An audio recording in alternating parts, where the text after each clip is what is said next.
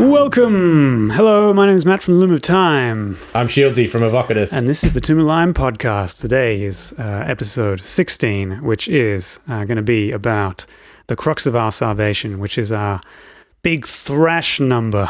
Ooh. Much speed, very thrash. Shred. Yeah.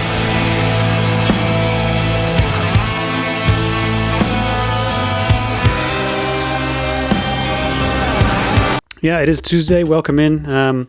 It is Tuesday, right? I'm kind of losing it these days, but no, that's okay. It's all right. We do this every Tuesday. Yes, that's right. So far, yes. But because I edit it during the week, I get lost. I spend a lot more time with you than you do with me because I'm listening to. I am sorry to hear that. But once it goes live, then you can spend more time with me and you. Yeah. Before we get into things, someone posted a review of the album today. Oh, no. Like 8 hours ago. Have you got the sweats? I did get the sweats, but I'm okay now. Oh, good. You come to terms with it? Yes, I come to terms with it. But no, it's actually, it was a positive review. It was a very positive review. It's the kind of review that, like when you release an album, you tell yourself, if I can get at least one person who really loves the music, then it'll have been worth it to go through all this effort, right? Yeah. And maybe you tell yourself that because if it flops, you'll still be like, well, don't worry, I've got one person at least out there somewhere who was influenced by it or appreciated it or connected with it. It's me. Well, this is probably not going to write a review though. No.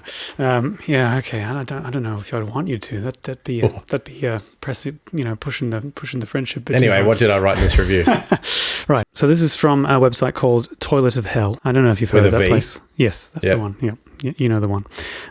I guess when you release an album, one of the things you can hope for is that someone perhaps young and first discovering music can discover your music and have a connection with it that you've had with a band that you discovered when you were younger or whatever. Because it's like in that era of discovery, certain bands that you come across first take pride of place in your mind, and even if those bands aren't good, you're right. Even if they're not good, but they're important to you because they came along in that right. Yep. Okay. I mean, I don't think that's the case here. Generally, when you're a reviewer, you listen to a lot of stuff, but it gave you the impression that that's kind of the effect that I got on here. So here we go. So this is from Toilet of Hell. This is from a reviewer called A Spooky Mansion. Of course. All right, here we go.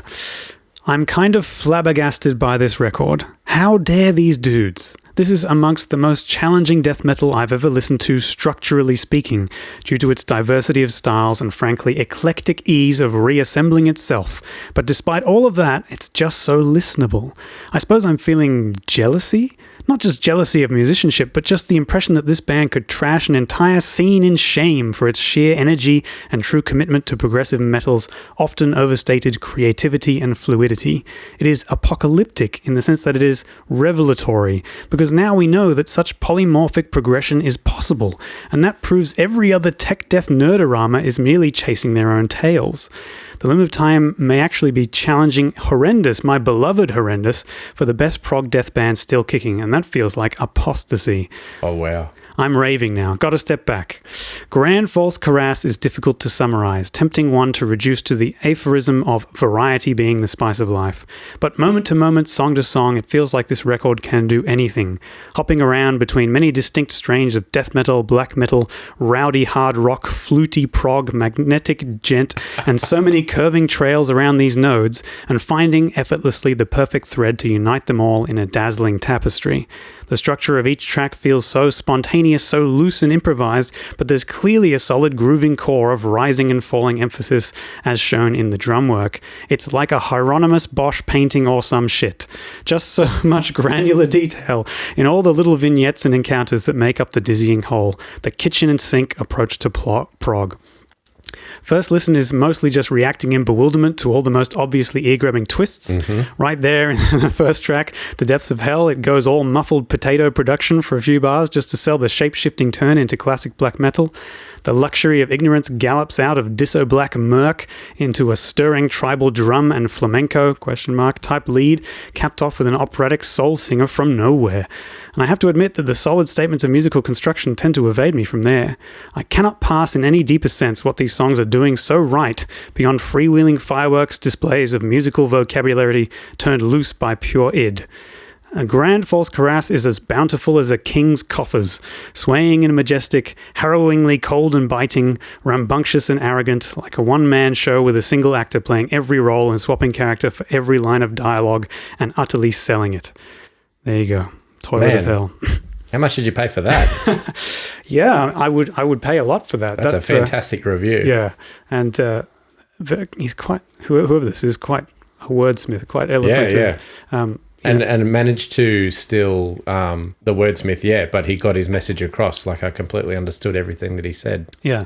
And agreed his experience that he's written was the same as mine. Yeah, okay, yep. Even though I might have been much more familiar with the band to start with, not knowing his familiarity. But, wow.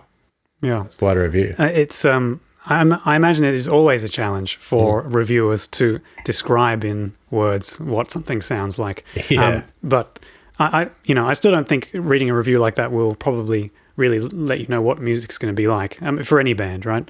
But once you've touched heard on a few things there, yeah, in terms of what someone reading that review before they hear it might expect. Yeah. Which was like very well arranged chaos. Yeah. Okay. Yeah. He said it sounded improvised and loose, yet structured and whatever. Yeah. Okay. So confusing as well.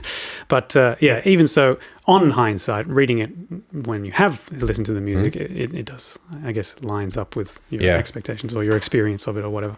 But Horrendous is not a band I listen to. Do you know these guys? Man, the only thing I know about Horrendous is the album cover. Okay. I haven't listened to it. No, okay. But since he's drawn that comparison, I think I'm going to check it out. Well, whenever I've read comparisons of our music to anything, I've sometimes I've gone and listened to the thing, and it's wildly different. But I know that it's the case that a person who likes those kinds of music would like this kind of music, but not necessarily there's anything actually in common. So I wouldn't be surprised if we were nothing like Horrendous. Yeah. But he did. The comparison that he did draw was like, My Dear Horrendous for the Ultimate Prog Death album or something like that. Yeah. I listen to a lot of Prog Death as well. So I am interested. Yeah. Actually, I checked out Luna's Call. Good. Yesterday, and their album name is Void, and I was like, it's because of the void that Opeth left when they stopped doing death prog, right? Quite Opethy, right? Yeah, but still very, very good. Yeah. More recommendations to come. Yeah, okay, good.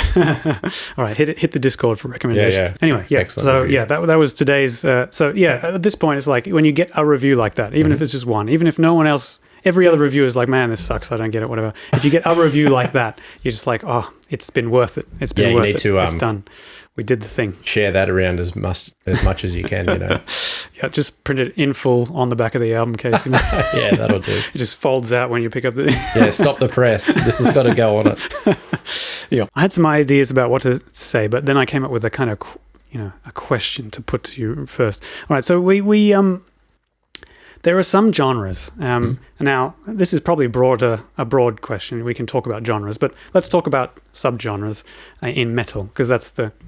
that's what we're here to talk about. Yeah, exactly. Right. So there are some subgenres of metal as a subgenre that is more popular than other subgenres of metal, right? Yeah, it's not of course. that there are equal, things. Equal deviations, like... Yeah.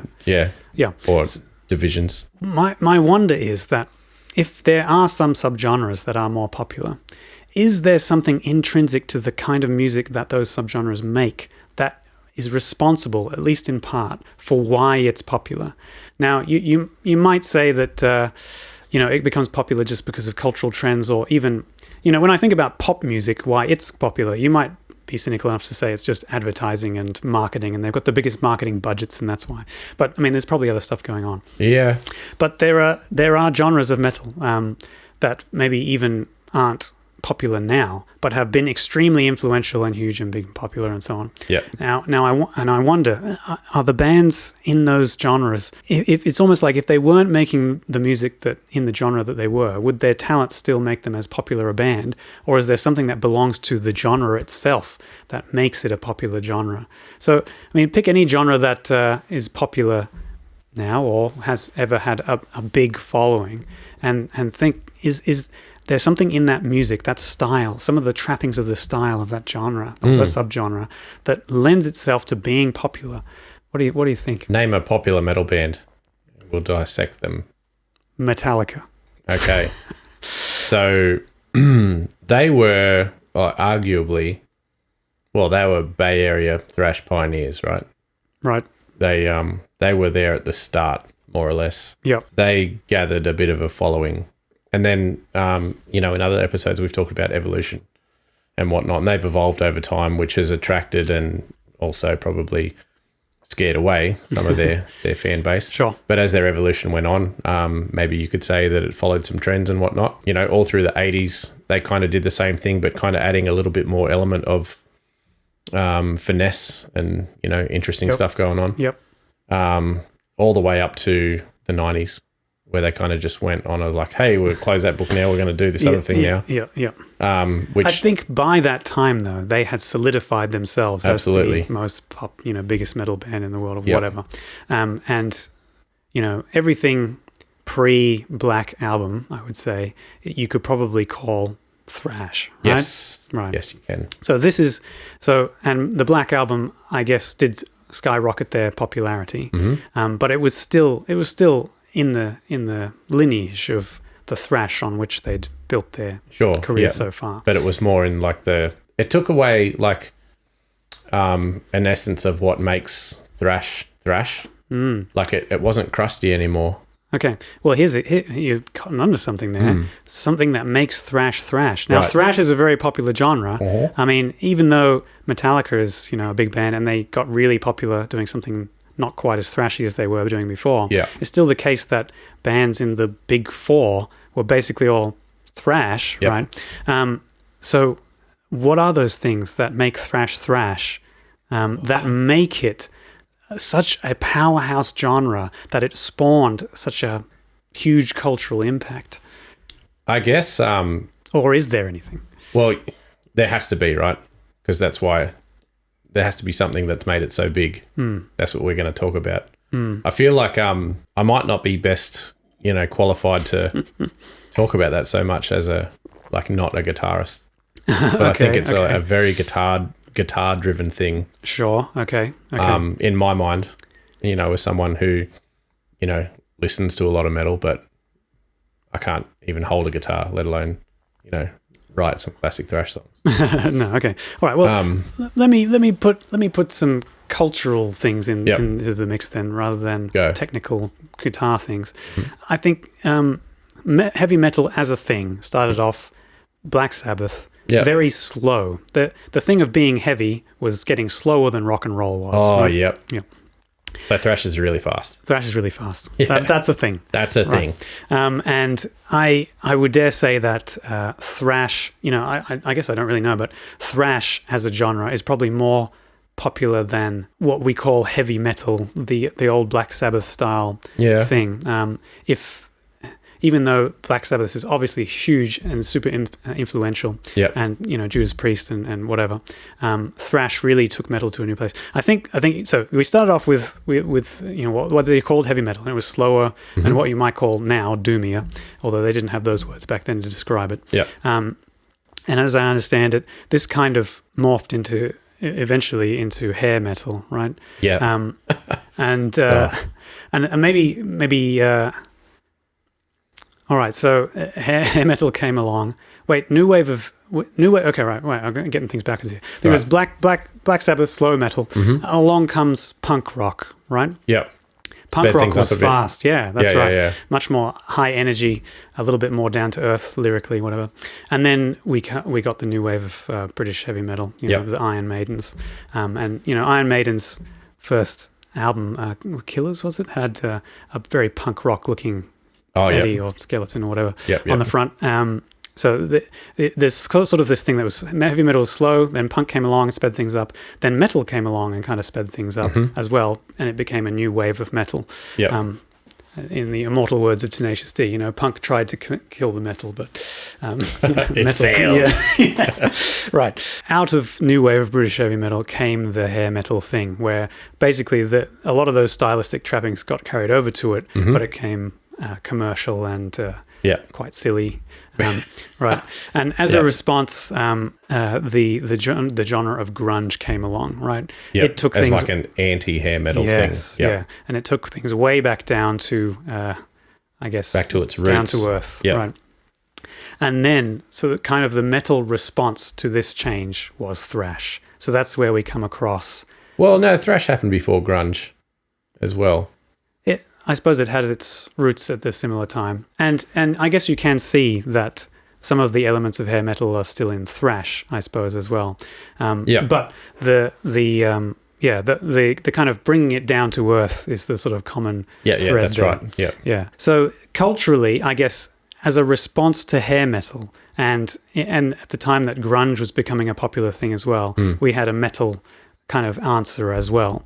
So I guess you could make the case that there's a cultural reason that thrash became such a big thing. And, heavy metal became a big thing out of rock and roll, and new wave of British heavy metal became a big thing in the punk era. Yeah. So trends are changing, and metal is changing, Yeah. and thrash came along, and whatever it was about thrash that we're trying to discover here, it blew up pretty huge. Yeah. A lot of those bands are still going today. Like, the Anthraxes and the Megadeths and the bands that, started or, really definitely. capitalized on it are still kicking along. So there must be, I'm wondering, thinking about those kinds of bands, is there something intrinsic to the music, or was it just it was the right thing at the right time?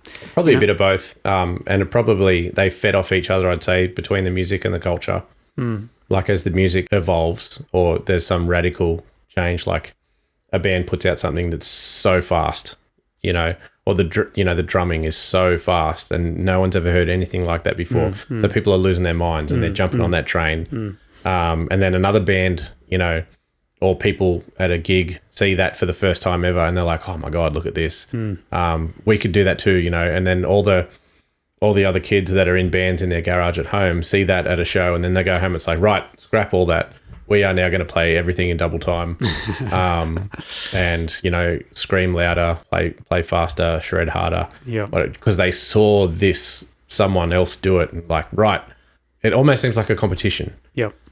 Someone's pushed the envelope and So then it becomes a game of pushing the envelope, and as I guess that envelope's been pushed, the culture follows on with that to the point where some certain extremes go in, like there's different branches, offshoots of extremes. Some of it's fast, some of it's heavy, and that's how all the other subgenres happened and that evolution. And then, some of the result of that is hair metal, and some of it was like where it all collapsed into grunge. And I'm wondering now if suddenly a bunch of other factors came into my brain here. It's like, the rise of the compact disc and the tape at different times, format and everything. And the other thing I'm thinking is probably from hair metal to thrash, somewhere there, and grunge as well, probably became a little bit more DIY-ish rather than big commercial record labels and so on. Man, you could be in a thrash band in your garage, like we said. You didn't have to have good gear. Like it still made the sound same, like as long as it was like fast and distorted. Yep. And you could have like a guy going crazy on the drums. Boom, thrash metal. Yeah. You're doing it. I watched a movie last week actually called Metal Lords. It's on Netflix. Okay. And my wife wanted to watch it actually, and it's like a coming of age story about guys in a forming a metal band and going to the battle of the bands and so on. I think maybe because of her proximity to me, because we're quite close now, my wife and I. Is that right? Yeah. She probably has enough of the metal culture to understand the humor and jokes and things throughout it. And so on. But the movie had its flaws, but it had a big heart, and it was good fun. And the song that they end up striving to practice and get together and play and whatever, and they finally end up performing at the Battle of the Bands. Master of Puppets. No, Different show. Yeah, it was called. It was something. No, it was. was called Machines of Torment, right? And it was written by Tom Morello for the movie. Oh, right. Cool. And it was a very like classic Metallica, Kill 'Em All era style, thrashy type thing. And it had a couple of cameos from some metal gods in there in a quite humorous scene as well. It was good. Cool. Were they playing themselves? Spoilers for anyone who hasn't seen the movie, but I haven't seen it. Yeah, the main protagonist is having like a dilemma, and these in his drunken haze, these characters come and give him good and bad advice. So Scott Ian is in a cameo, and Tom Morello's there, and Rob Halford and Kirk Hammett, but two out of those guys are thrash legends, right? Yeah. And Tom Morello wrote a thrash song for the movie. Not known as a thrash legend himself. No. But he can obviously write a Metallica tribute song. Yep. I think maybe when people think of heavy metal, often thrash is the place they think of. Maybe that's just because it's popular enough that they've heard it and understand what's going on there. But such is the cultural power of thrash that it's almost like it's the representative of heavy metal. That's right. You think of a kid doing heavy metal, you think of a skateboard and a brown paper bag, torn denim, that kind of stuff. Backwards baseball cap.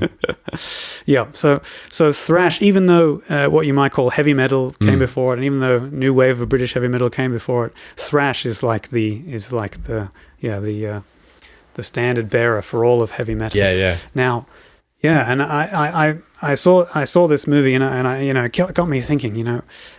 Is there something intrinsic to thrash? Is it the speed? Is it the cultural impact? Is it, what is it? For any quality, you can probably pick about thrash. Mm-hmm. You could probably put another genre and say, look, that's got it, but it's never going to be as big a bigger deal. Sure. Yeah. And maybe it is. There's too many variables. Maybe I'll never really understand what it is about thrash that made it such a huge thing. When people think about what is heavy metal at its core, or what does it sound like? A lot of people do think of thrash, but I think also when people think about heavy metal and don't know anything about it in that sort of satanic panic sort of feeling, they probably black metal or even grindcore or something is the thing they think of. Well, that might be like an image they conjure up in their brain, but they might not be thinking of that sound. Probably not. The only thing they know about heavy metal might be like Dragula by Rob Zombie. They saw it on a TikTok or something like that. Yeah. I don't know. Well, it's like growing up, when you by the time I was born, we had Kiss and we had black metal with corpse paint, and seeing those two for the first time, I'm like, well, I don't know, I can't see the difference. They're the same thing. Yeah. And then you hear the two different genres and you're like, whoa, one of these must sound wrong compared to the way they look.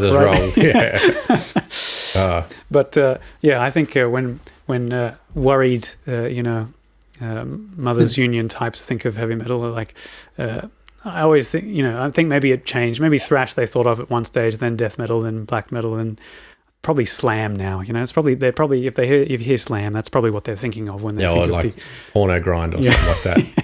Absolutely disgusting music. Yeah. The music your mother warned you about, right? Yeah. I feel like you brought up Kiss just then, and I feel like we did a disservice to last week's episode talking about image.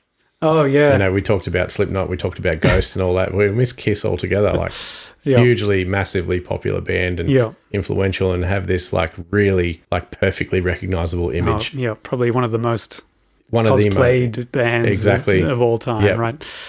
Man, they don't sound what they look like. Well, don't they? I mean, no, in hindsight, they don't, but perhaps you put them on a pedestal next to black metal who look similar. They got big spiky armor and face paint and whatnot. Like, what is the difference? Like, man, turn it on. It's a different thing. I don't think monochromatic face paint has a lineage from Kiss to black metal. Maybe they developed, independently of each other. But it's interesting to think about. But now that I think about it, did many bands follow in Kiss's footsteps as far as their image was concerned. No, not much in that way, you know. I mean, perhaps there were more guys wearing makeup, perhaps, you know, because King Diamond was later, and even Alice Cooper was not even that way, but, you know, they had that something going on there. Yeah. So, Kiss sort of stand alone in that way. But black metal got carried away, Xeroxed to oblivion, right? Yeah. So thrash, you know, perhaps after this discussion, I don't think I'm any closer to really understanding its impact. But yes, it must have just come along at the right time. It brought everything back to ground level. It was down to earth. It was fast. It was aggressive. And it was a good antidote to hair metal. You know, a lot of the subgenres that are very popular today in metal still have so much thrash in them, right? You know, you listen to the early death metal records, and it's just thrash with harsher vocals, more or less. Right? Death metal didn't get its own identity until at least a couple of albums in for each of these death metal bands that started the genre. Yeah, when they figured out a particular, you know, guitar tuning or chord progression or something like that just separated it away from thrash. Yeah. I mean, when I think about Death, the band, who are perhaps not the first, but often cited as the first if it's not Possessed, which is the other band they say. One of the things that I noticed going through their discography is that it sounds pretty thrashy at the beginning. It's only when they start to not be so thrashy does death metal start sounding like death metal again. It's like we're allowed to do things slowly here, and slow, heavy stuff started to creep its way back in. And so that's when I felt that it found its kind of its own identity, is when it started to step away from thrash. But even now, like there was a band, Blood Tsunami, who released an album called Thrash Metal, and it's thrash metal. I'm not gonna lie there, but it's harsh death metal vocals. I think if that had come out at the time of Slayer, they would have been like, this is a new genre.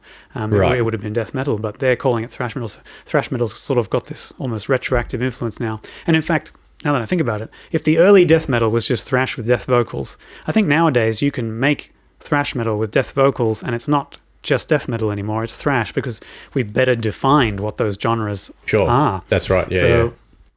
It's sort of come full circle almost. Thrash now almost better exists as its own thing than it did when death metal was born. Okay, so what about some other genres that are more recent than thrash? Is there any popular metal genre that we can point to and go, that's why it's popular, even if it's nothing to do with the music? Like I feel like gent is probably a place you could go, because that really exploded among a certain generation. Like it seems to be, perhaps, you know, our generation is slightly above where gent is most popular, if you know what I mean. What makes gent popular, if not something of sonic value? It has to be what it sounds like, right? Like, and all they did, the gent movement, was to take a particular sound that a guitar made and just like multiply that. Like it's onomatopoeia, right? Like, it's pretty simple. But they make it really, you know, weird time signatures and impossibly heavy. See, it's not just that sound, right? There's a couple of other things that came along with gent. Like, you know, some people will point to Meshuggah as the origin of gent. We all rip off Meshuggah. Yeah, but we wouldn't call Meshuggah a gent band. It would be just the case that Meshuggah is Meshuggah almost, and gent sprung out of it. But they didn't take everything from Meshuggah to make gent what it is. A lot of other stuff came in, and a lot of gent also included, you know, much more like almost melodic, almost pop punkish kind of vocal choruses and stuff like this. So like ultra clean production as well. Yes, that is a hallmark of gent bands, is not sounding bad. Could you imagine? You know, that's one of the reasons I wanted our music to sound good, is because you know, and actually go to a studio where they know what they're doing and you know, get good production and so on, even though it's not required necessarily, is that it almost seems, even though people point to really good production as almost a plastic thing that's inauthentic, it seems to me now that faking being bad is inauthentic almost. You know, it's not hard to get good sounding, music these that's days, right. So to actively not do it is almost inauthentic that way. Faking it, So no, I'm absolutely happy to point to genres like gent and go, they had their sound on point, and absolutely. A lot of metal could learn from that because it wasn't like they were selling out to be able to sound that good. Another ultra popular band with super clean production, Nickelback. Okay, yeah, sure. Yep. Why? Is it just because it's so easily palatable to listen to? Like everyone can listen to Nickelback and it's not offensive to anyone. So one of the reasons I've focused on metal subgenres right at the beginning there, instead of going what makes a genre popular, right, is because maybe it's easier to point at pop music and Sure. single it out and go, well, they've been honing like the pop song structure for so many decades now that we do know that at least something to do with pop music is going to be the structure of those songs. Yep. And we found the structure that is just most easy for humans to digest or understand or whatever it is, right? Mm-hmm. And there is a formula now. Yes. And I think, you say Nickelback, why are they so... And there have been... one of the criticisms they get is that their singles and hits and songs and so on do seem to follow a formula, right? Yep. So they're almost all the same song. Yeah. Over and over again. I mean, that is the criticism I've seen. And I've seen the, direct comparisons between two songs. And it's hard to deny what they're pointing out here, right?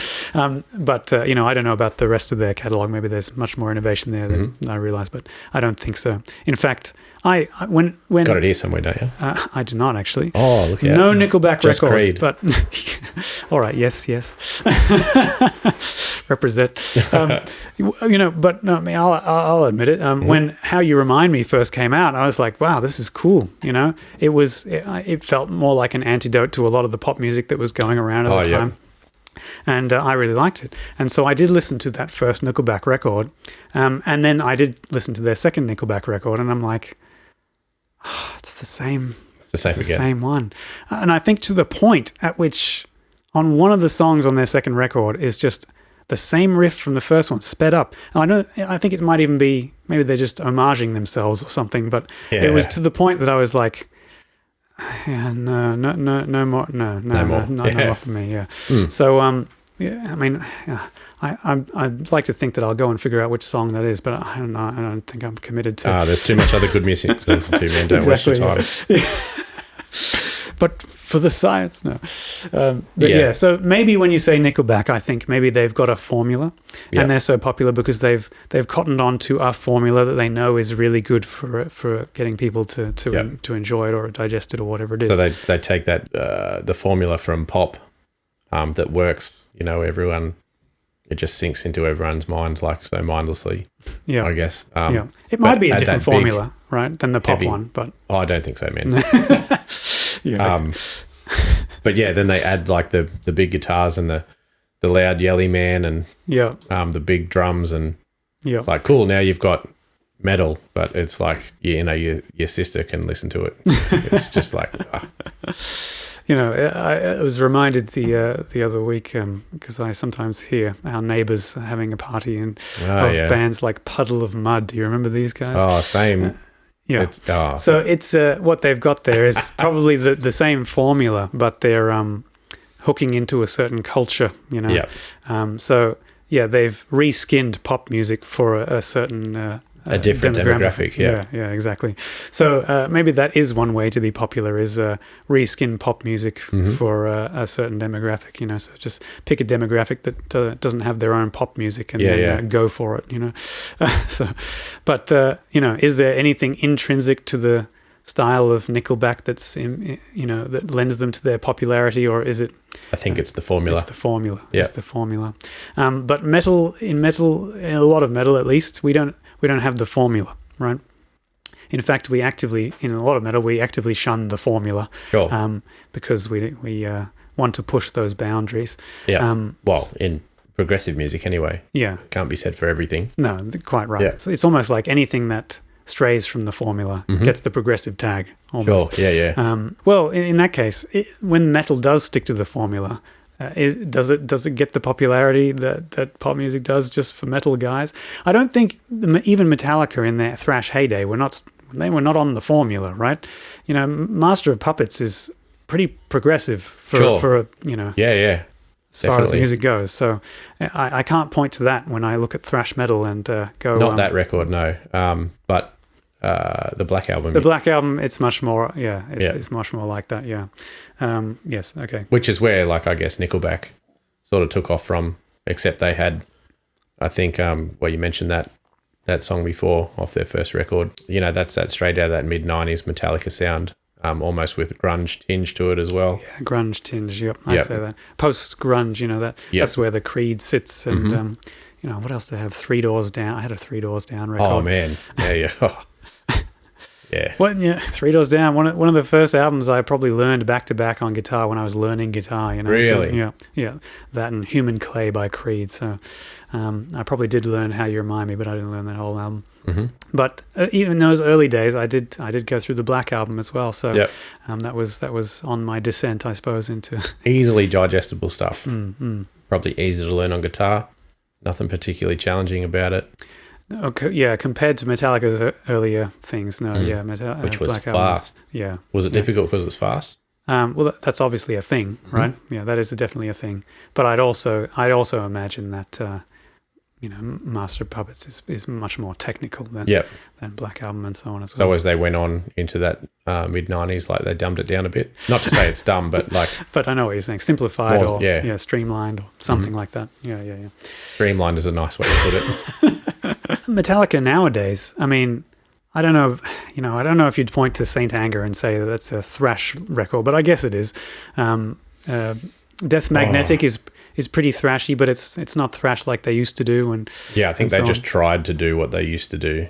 Yeah, I like Death Magnetic. I mean, the production copped a lot of flack, but I thought it was a pretty solid return to form as far as the, you know. As far as like return to form from Zenanga, that was just so weird. So like after, you know, all those 90s records and whatnot and all those mega hits they had, and then they put out that record and it's like, what are they doing? Like, I'm sure you would have read that they wrote their song structures for Saint Anger by essentially random, right? they wrote a bunch of riffs that would fit together, and then I don't know how they did it exactly, but they didn't structure them linearly as in a deliberate way. They let them fall randomly. I don't know, was it dice or flipping coins or drawing them out of a hat or something, but there was a deliberate effort on their part to not write structures, I guess, that were to any kind of formula. Any formula. It worked. See, it was a songwriting philosophy that they had, and it. Yeah, well, no, it didn't work. Let's put it like that. What I meant was like the aim that they had. Yes, they got out. We wanted to make something chaotic. You did. Yes, it definitely doesn't fit with the formula. And I think maybe that attitude, right? The attitude to songwriting, that anarchic attitude to, create something that wasn't fitting with perhaps anything that had ever come before, right? Is not a bad attitude to have, right? It might just be that it didn't work out, or you try something and the experiment failed. I think maybe some musicians, they try something and if it failed, they go, oh well, let's not release that. That's garbage. But not everyone does that. Someone's like, well, we finished an album, all right, we're going to release it. Yeah. I mean, I have heard of artists writing entire albums and then scrapping them and then changing. Like, I mean, even Opeth didn't before the Heritage change. I think he said he had material for another Opeth album, and I'm pretty sure this is on maybe the Heritage like special edition DVD thing. And I think he said, I sent it to the other bandmates, and we were all just kind of like, we're just going to put out the same stuff again. We're all kind of disappointed, so I needed to change something. This is how he described it. Yeah. So there is Opeth, like a lost record in there somewhere, and I'm sure I heard that Linkin Park did the same thing. Oh, really? That'll get dug up for sure. Well, if they can release, Jay-Z version of their album and a techno version of their album, but not release this secret hidden album. But yeah, they're just waiting for some anniversary. Then they'll maybe they'll release it, and everyone will make $1 million. $1 million. Who am I kidding? It'll make more than that. Yeah. $1 million. Dare to dream. Yep. All right. So yeah, we've talked a bit about thrash, and obviously that's my segue into the song, which is now even though there's thrashy elements on Nihilreich, because we're making heavy metal in an extreme genre, you can't get away. Always going to be some thrashy elements. Yeah, we can't get away from it. So, but I never went and said, all right, this is going to be my thrashy song. My genres, my death metal, my black metal, my doom, they have thrash in them as part of their DNA, but they're not thrash themselves. Sure. Right. But we wanted to do things a little differently here. Mm-hmm. And that is why we went in with the actual express goal of doing something thrashy. I don't have too many records in the genre, but the genre subgenre they call black and thrash is really great.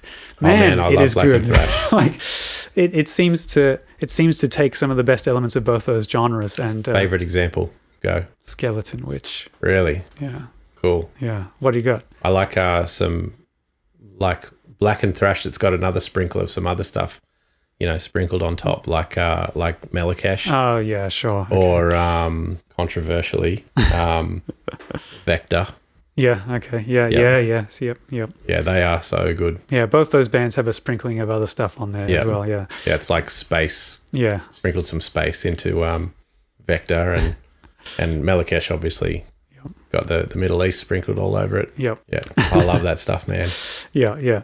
Anyway, so yeah, black and thrash is a good thing. And I think because we've got that black metal influence and because we wanted to do a thrash song, I knew it would come out in the vicinity of black and thrash. Because it's something I had not done before, I wanted to give it a shot. But I was confident that there's enough shared DNA between all these genres that it wouldn't sound too out of place on the album. But I think you can point to it uniquely and go, it's uniquely thrashy compared to anything else that we've done. Oh, yeah.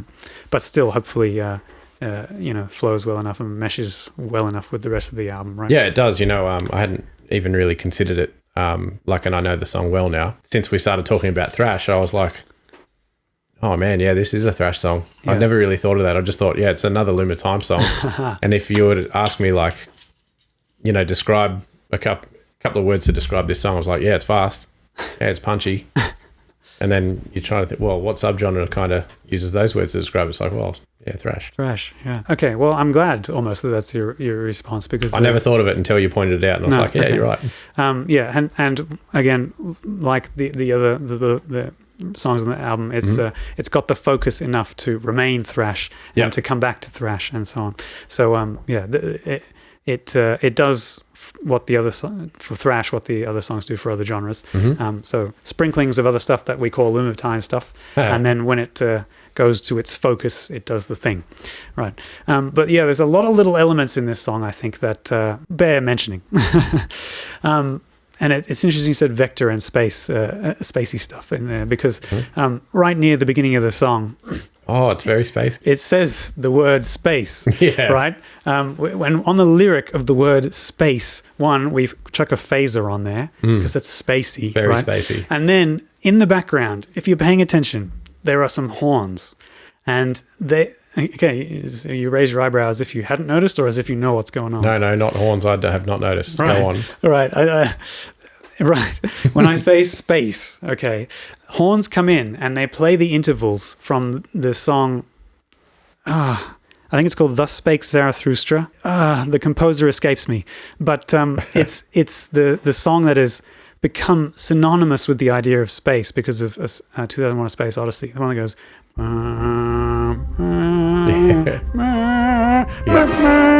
Right. I use those intervals in there, and I'm blended them into this moment where I say space. There's just like this subtle psychological manipulation or whatever. Yeah. A meta, reference, Easter egg, whatever. So we say space, we switch the phases, we play the space music from Thus Spake Zarathustra. Thus Spake Zarathustra, the books written by Nietzsche. Nietzsche has influenced the lyrics, It's all just a melting pot of this tangled reference. It was made to be. Yeah. Meant to be. Perfect. Next up, we've got lots of little thrashy riffs. I wrote this song on the 6th string as well, so I switched to the 6th string, and I felt that kind of inspired me better to play thrashier stuff, because when you're on the 7, you can just go down low, and it wants to feel heavy and big and slow. Yep. But when you're caught up high and you want to hit that B, you can't just slip down to where you normally would. You got to go up, and when you do that, you've almost got to kind of give it more energy to get the same impact out of it. Yep. So that's maybe part of the reason why the song came out the way it did. Yep. There's a bit not long after that where the everything drops out, and we've got like Jason and me and whoever else screaming, be little more than mortar, right? And before the song comes back in. We're delving into lyrics here, but those lyrics were originally something else, and Brad thought they sucked, so he's like, what is that lyric? That's stupid. I think it was like the metaphor I was using, be little more than mortar is like you're going to be part of the foundation, your bricks in the wall, right? Rather than standing at the top of the tower or whatever. But I think the original one was about compost, that you're going to be something about compost. And it's more like, you're going to be the decaying organic matter out of which something good springs forth, whatever. Yep. But Brad pulled me up, and he's like, dude, that's a dumb lyric. So I'm like, okay, it's a good metaphor for what I was going for, but all right, we'll change it. You're the boss, Brad.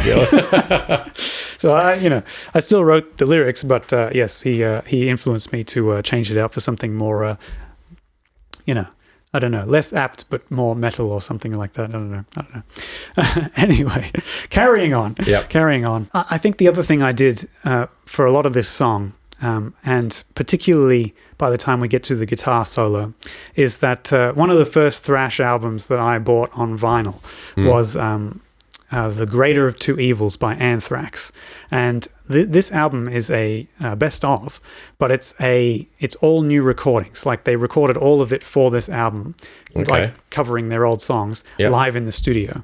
Yeah, so it's got quite a raw feeling to it, and it's the production is not very studio and multi-track, like it's just one guitar on the left, one on the right, vocal in the middle, whatever. So I kind of tried to emulate that idea of that particular album, because it was one that I listened to a lot when I got it.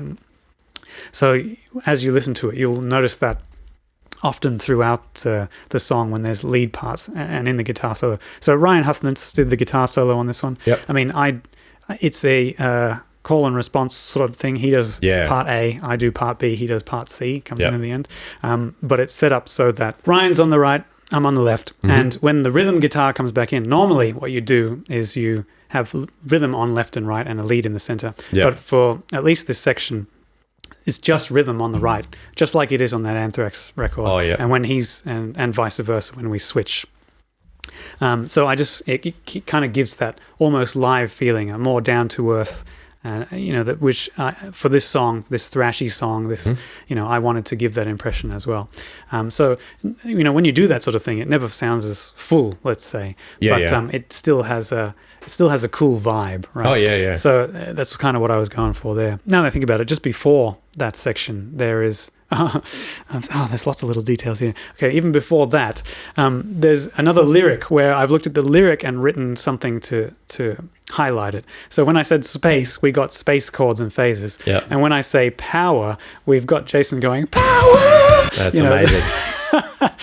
And Jason, when I knew I wanted to do that, but I didn't have it written down anywhere. So in the studio, I'd almost forgotten to do it. And when Jason was coming, when it was in there and we were listening through the songs that we'd recorded and whatever, I got to that bit and like, stop the clock, stop the tape. We need to get Jason back in the vocal booth and do this. And he's like, all right, do it. And he's just gone, power. And then Mid is like, could you go even higher? Could you do a harmony as well? And Jason's like, all right. And he went, power. And it was glorious. It was glorious. It was after you'd done all the screaming. Good job, man. Yeah. Awesome. Just one of those little things where you can just do it once. And, power metal is something I listened to a lot of when I was a youngster as well. And there's still power metal bands that I will buy their new albums when they come out, even though as a genre I don't listen to it much so far anymore. But just to put that thing in there, it's one of those little things, like Vibra-slap or whatever, where there's a little highlight in the song where you can just go, yeah. Oh, that's that song that's got that bit in it. Yeah. Very soon after that, we've got a saxophone solo. Oh, yeah. And that section, even though it's got nothing to do with thrash, I really love King Crimson, right? Mm-hmm. They're one of the earliest prog metal.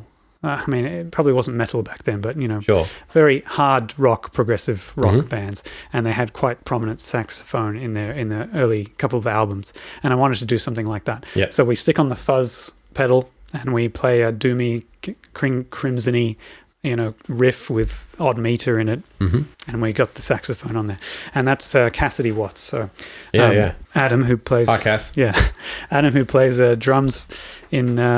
this must be a talented musical family to have to have all these musical talents in there. But yes, Cass did a great job. She wanted direction on what to put in there. So I wrote something to kind of almost like I would write a lead guitar part for her and gave it to her. And she did use some of that. But when she got into the studio, she made it her own, and made it more saxophony, I guess. That's not a good word because it has phony in it, but no, it's not saxophony, it's a saxophully, something like that. Fully sax, maximum sax. Very sexy. Yes, very saxy. That's much better. Thank you, Shieldsy. So yeah, that's a very King Crimson-y section, and for whatever reason, I forget the influence now. It must have been something, but I asked Mitta to also.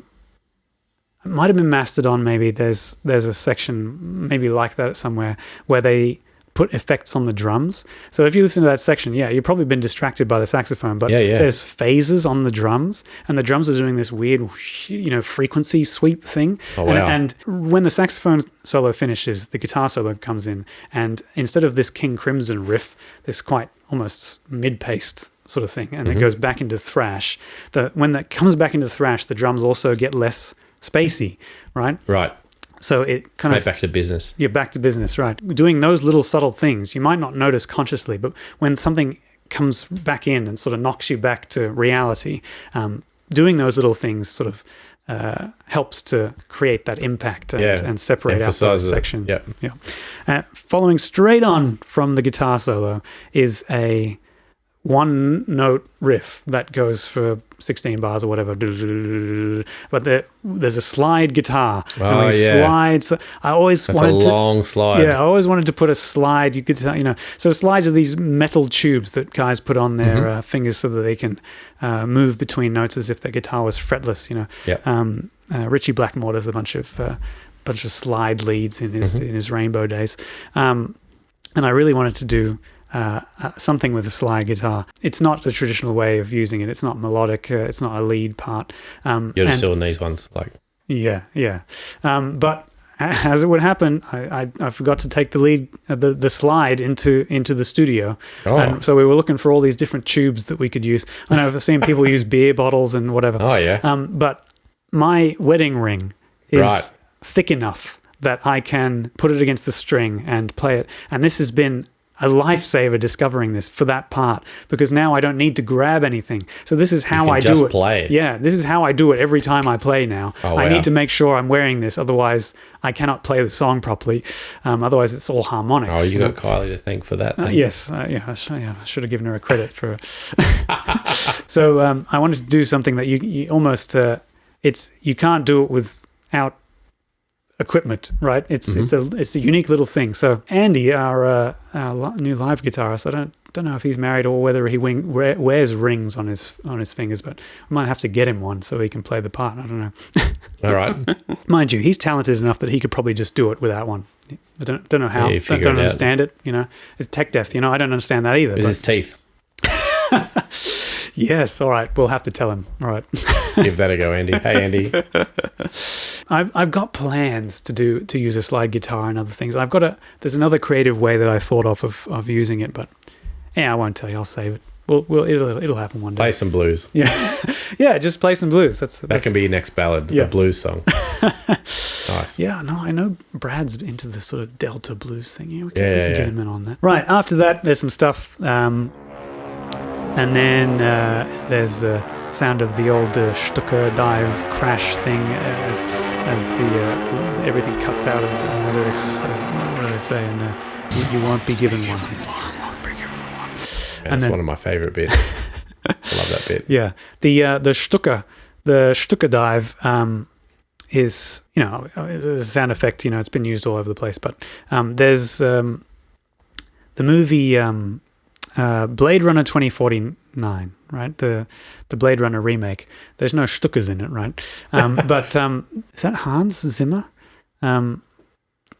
I think it might be Zimmer did the soundtrack with some other guy. Can't remember. But there's a moment in the film where the protagonist has a crushing realization, right?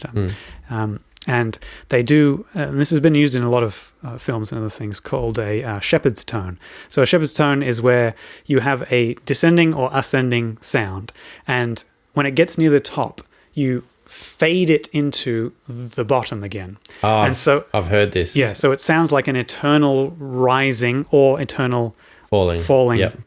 thing. And in that movie, the sound they kind of use is like that nose-diving aeroplane sound as a shepherd's tone. So it's, and I think I can't remember now whether it's really rising. troubling. Yeah, and it's just like it's, you know, it feels, it's crushing, right? It's you're on an eternal descent that never, and you know, while he's having this, you know, dreadful realization or whatever, they've got this going in the background. Now I don't shepherd's tone it here, but I that sound, then that feeling, I just it's like it matched well with the lyrics, this kind of you won't be given fatalistic, you know, yeah. So I stuck that there, and because it needed something over the gap, I think, just to move things along, so it wasn't just nothing. The other thing that it does is that when you've got this diving sound, you don't know when it's going to end, really. You don't know when the crash is coming, and I feel like that dive almost tricks you into, because it's not musical, there's no rhythm, it tricks you into not knowing when the guitars are coming back in. Yep. And so when they do, it's like a woof, you know, It just comes out of nowhere. And that's where we hit our outro. And the outro is a quite simple rhythm on the guitar, and a lead guitar that then gets a harmony, that then gets a harmony, that then gets a harmony. And this is not even close to live in the studio at this point, because we've got literally, you know, 2 rhythm guitars and by the end of it 4 lead guitars. I had no problem with that because it sounded good, and it was a build up that just kept adding and adding and adding. Yep. And I think what really sells it, what really ties it together, is the drums. The way that they really build. And then in the sort of last cycle, I think, do they go to blasts? Yeah, they go to blasts. Yeah, and then just cut out at the very end. Yeah, it goes from a simple kick to like a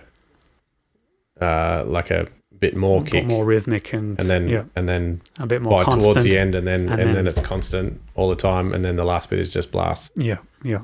And I think the drums really drive it home. They really sell it for that section, and then to just go out on the very top of that build up to nothing, I just leaves you with a good feeling. It just goes out and snap. Yeah, it's done. So we have traipsed through that whole song now. I love that outro, man. I really love that outro. Yeah, I think it really worked. The guitar and the harmonizing leads, I think I've told you before, really reminds me of Led Zeppelin's Achilles' Last Stand, and it might just be a tone thing. You know, they don't have a section of that song like that. Sure. But I think it's just a guitar tone thing that it just reminded me of. And it's the first thing I thought of when I first heard that song. I think maybe it's... Oh, yes, that's that thing that I love about that other song. Yeah. There's certain moments in... I think it might be the Zeppelin and things like Queen as well, where they go for more than just the 2-part harmony on guitars. And it gives a very... When you play 3 notes on a guitar, it comes out quite... melded and meshed. But when you've got 3 different guitars playing individual notes, it's a totally different sound. Totally different effect. But even more than just that tone thing, but the that driving, and you said that you haven't done this very often at all within your music, but just that long repetitive section, like playing the same thing over and over again, only doing slight build-ups of what you're doing without changing, you know, the melody or the rhythm, or none of that changes. It's just a building of something else. Yeah, man, I love that so much. I don't think I'm naturally sort of attuned to the building an atmosphere and a groove, right? I have to actively decide to do it, if you know what I mean. Yep. And this is one of those sections where I've gone against my natural instincts, and that is to play something much longer than I would normally do it. I had a friend while I was at university, and he was much more into like R&B and dance music and stuff like this. And I once denigrated his music choices by describing the repetitiveness of, say, techno, and likening it to the sound of the turntable in my microwave spinning around, right? It was monotonous and dull and boring. And I think at one point we listened to I had on Satyricon, and I think at the end of the album, Now Diabolical, there is a song that gets in a groove like that and plays for minutes maybe on this one groove, and he's like, it sounds like a microwave spinning around, and that doesn't it sound like that? And I'm like, oh yeah, it does. You got me. But at the same time, I'm like, when you do that kind of thing on an album once, it actually becomes part of the variety, even though it's monotonous in itself, you know. So I have gotten better used to the idea of doing that thing, and I do think I do it a couple of times on the album, and this is one of those times. But all in moderation. Not that's the whole record. Yes, that's exactly right. So it's all right to do something that would be boring if you did it all the time. If you make sure to be very sparing with it, then it can actually be more interesting. Yeah, that's right. Yeah. We'll move on. We've got to talk about the wordy words here. This one is I get to talk about more movies. There's a movie called Interstellar, Christopher Nolan film, and I really like this movie. I'm a sucker for science fiction, and it's got quite a bit of 2001: Space Odyssey's DNA in it as well. One of the messages kind of in that movie is like the character is like a space pilot, but he's, in the beginning of the film, he's a farmer, right? He's growing crops, and he has this little speech about how we should be shooting to the stars instead of digging in the dirt or something like this. And then the solution to the world's problems is to get in a spaceship and rack off. Yep. And that notion, that I wanted to sort of critique that idea, as much as I like this movie, the notion that the solution is to leave. It can have negative, consequences, I suppose you could say. Yep. And that is, the idea that if we don't take care of the planet that we're on, I don't know whose slogan it is. There's no planet B. I don't know. Somebody says that. Some environmentalists of some kind. Yep. If we can't get it right here, do we want to take our poor practices into the rest of the... Go and ruin another one. Yeah, exactly. Yep. So the idea was to critique that idea and say, maybe it's important for us as a race to see if we can get this right here, and see if we can actually take care of planet Earth and focus on that. Now, I have also seen that a lot of the research and technology that we develop for going into space and doing space stuff does have earthly applications, and it actually, whatever, I can't think of one, I don't know, but they developed something for space travel, and it turns out to be pretty good for us down here, and we use it for something else, and that's fine, right? Okay, great. I'm not sure if that's a great point, because maybe if those scientists that have developed this thing were concentrated on developing something to help us here on Earth, they could have come up with that or better sooner, whatever. So I'm not totally sold on that idea, although I don't know, actually. I'm not totally sold on the ideas of the song either. It's possible that space travel and exploration and colonizing other planets is a good idea. I don't know.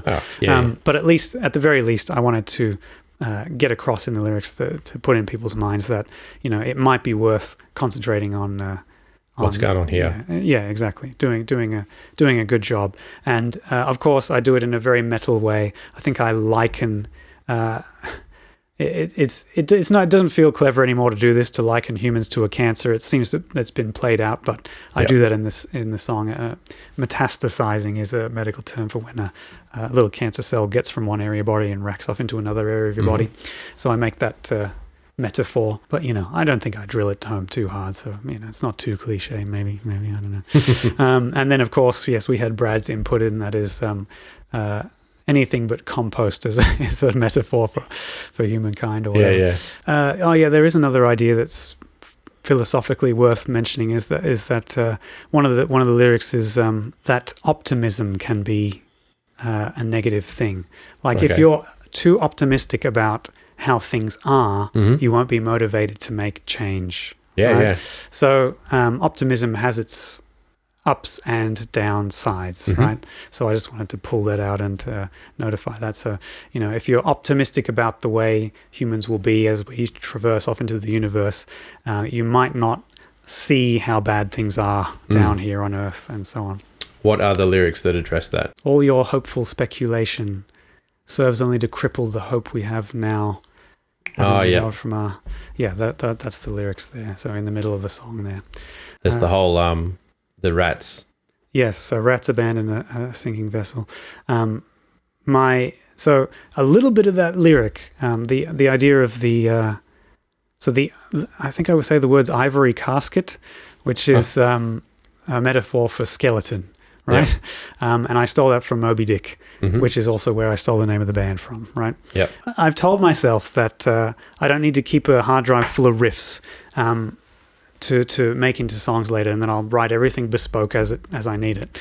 But that little lyric about the ivory casket is something I had actually put into a lyric for a song that didn't materialize into anything from even before the Loom of Time came along. So I didn't feel too bad about plundering it because it sounds cool.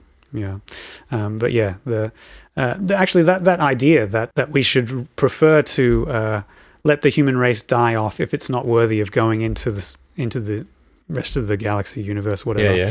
I'm not sold on that idea. The idea that the captain going down with the ship, I think you haven't mentioned it, it may not seem like too different a fate to the rats jumping off board, but at least he swallows death with strength, right? I'm not totally sure that that's true. I can't really see the difference between the rats that are leaping off the ship and the captain who stays at the helm. Ultimately, they end up in the same place. Depends if the captain stayed at the helm and was being productive, whereas the rats can be seen as the cowards. It's like, there's nothing we can do. But at the same time, to bring it in line with nihilism, they're both dead at the end. That's they're right. Both in the sea. They're both there, So, but it sounds cool. It sounds cool. The captain swallows death with strength. Man, thrash. Yeah. Yeah. So this song, I think overall is very fun. I think it's one of the more fun songs on the album. And, maybe that's part of what thrash is as well. It's just fun. I think maybe the slower it is, maybe the more ponderous and dark or something, but the faster it is, it's got when it brings energy with it, it has a funness to it. And it's brighter as well. Yes, yeah. And that might be part of that whole 6-string instead of 7-string thing as well. Yeah. So I really enjoy playing this song as well. It's a fun one to play. So this one's definitely going in the live set as well. Nice. I haven't had the idea to go back to thrash. I think because I'm not really an expert in it. I think, you know how as deep we went in Nihilreich into the genres of death and black and whatever, they were kind of surface level explorations. Yep. I think this one's kind of a surface level exploration of thrash.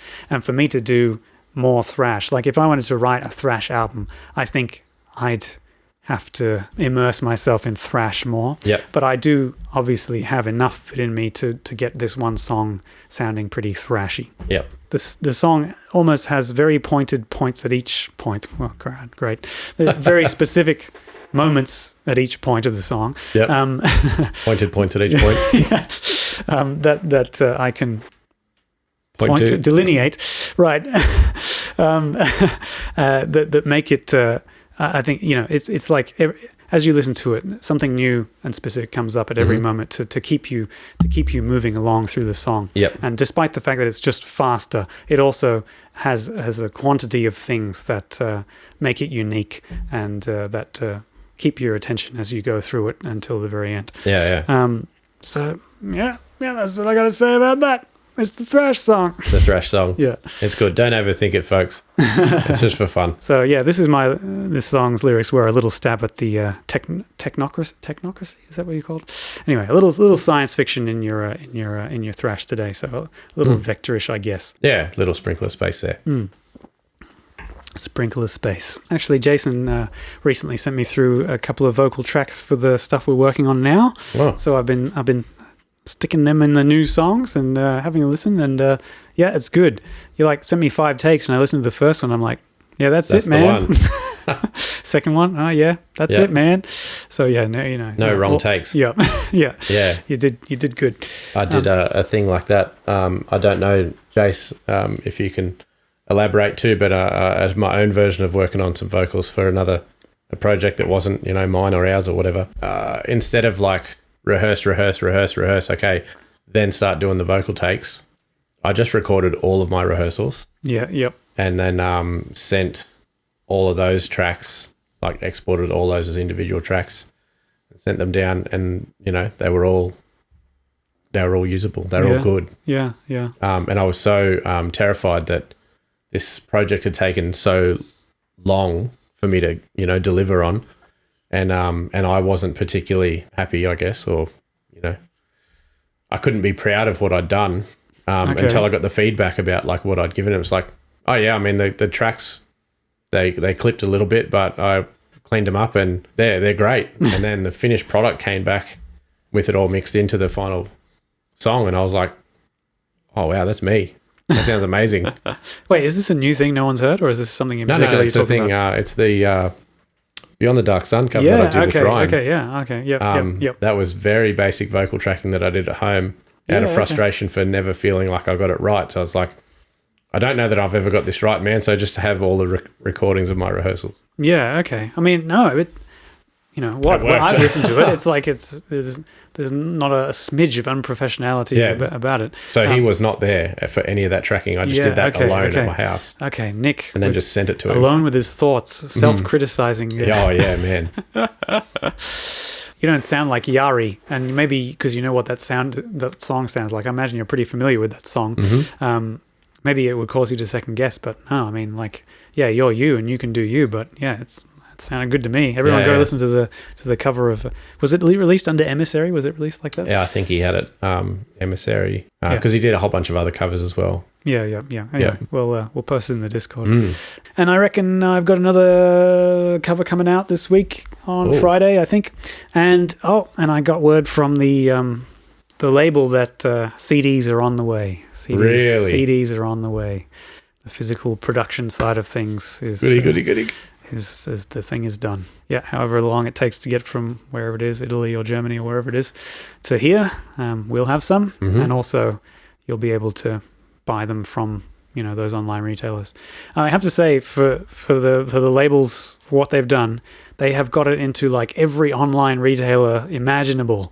I'm when I Google myself, which I have to do from time to time at the moment, I'm just like, whoa, it's so they got it at Plastic Head, which is a big UK retailer, but it comes up on HMV and Tower Records in Japan and all these places. So whatever they've done a good job of getting our CDs to everywhere. I don't think physical CDs to everywhere. Yeah. Well, I don't know. Or do they just fill orders as they're ordered? Yeah, I don't know. I don't know how it works, but you can buy CDs from everywhere. Yeah. Okay. I don't know how they get to you, but from Sanity. I haven't checked Sanity. Does Sanity still exist? Does Sanity still exist? That's a good question. I reckon they do. I feel like I bought a Blu-ray from them a couple of years ago. Other than an actual record store, I can't remember walking into a shop like a department store or whatever that's still got CDs on the shelf. Yeah. I mean, JB Hi-Fi still stocks them. Yeah, of course. Yeah. But, not much like that anymore. 12 stores in New South Wales. Yeah. Man, that has been a fall from grace. Yeah. Well, I don't know. No one cares about CDs anymore. Same as how there's no Video Easy anymore. Yeah. Well, yeah. Video rental certainly went a very different route, but you can still buy CDs from online retailers. It's just the online space really exploded. Yep. But yeah, Sanity. I bought plenty of CDs you probably see here from the shelves as the Sanity at the Green Hills supermarket centre. Yeah, right. In fact, old Green Hills before they knocked it down and built the new one. R.I.P. Yep, R.I.P. Sanity. R.I.P. Old Green Hills. Man, I remember I ordered Iced Earth's album Horror Show from them, and in those days you had to wait for them to get it in, and then you go in the store and you'd pick it up, and it was weeks overdue, and I'm like, that's an outrage. And every time I got to go to the shopping center, I was like, I would go into Sanity and go, do you have my CD yet? I ordered it weeks ago. And at one point, the guy's like, wait, how long did you order it? I'm like, 6 weeks, I don't know, month, 2 months ago, whatever it was. And he's like, oh, man, I'll go and have a look for you. And he dug and dug and dug through the boxes at the back. And he's like, I've got it. I'm like, yes. So, yeah, maybe they had it the whole time. I had no idea, but they just didn't have came in the next run, like a week later. They just didn't know about it. But, things have changed. Times they are a-changing. Yeah, you can listen to whatever you want anywhere in the world right now. Yeah, almost. In your pocket. Almost. There's like maybe 1 or 2 records I've got up there where I can't find digital versions of it, and I've got a record like that. There's no digital exists. The only choice you'd have is to rip it from your vinyl to your whatever, which I haven't done. But so that esoteric music still exists, I guess. But even the old guard of the guys who were like, we're not going on Spotify, most of them are turned up there now. They're on there. Iced Earth have had a bit of a fall from grace since their involvement in the US insurrection or whatever. Did you see that? I don't know that you could just lump all of Iced Earth into that. I think it's just that guy. Yeah, but that guy is the band. Sure, yeah. I think Demons and Wizards fell apart because of that. The other Demons and Wizards guy, what's his name? Hansi from Blind Guardian. Yeah, that's right, He was like, nope, go away. Anyway, that's a shame. Yeah. But I guess there's a whole episode in separating the art from the artist. Don't even know if I want to. No, that's a tricky subject to tackle. I mean, I know that Vector had their problems recently as well. They did, But they seem to be still pretty active on social media and doing the thing. I think I saw a photo of that guy, Mr. Vector, posed with maybe another band, his band, but all new members. Oh, whatever, maybe going on tour or making a new record, hopefully. Sprinkle a little space on it. Yeah, a bit of black and thrash space. Yeah. Anyway, all right, cool. We'll wind up. We all got to go to bed. School nights for everyone, right? Mm-hmm. Anyway, thank you, everyone. Thanks for hanging out. Thank you. And CDs are on the way. Stay tuned for a cover. Oh, wait, no. By the time this publishes on YouTube, it'll have been out for a couple of days. So enjoy that, and we'll see you next week. Bye. Bye. No, hold it. Bye. Bye. Oh no, the mouse is over here. Bye.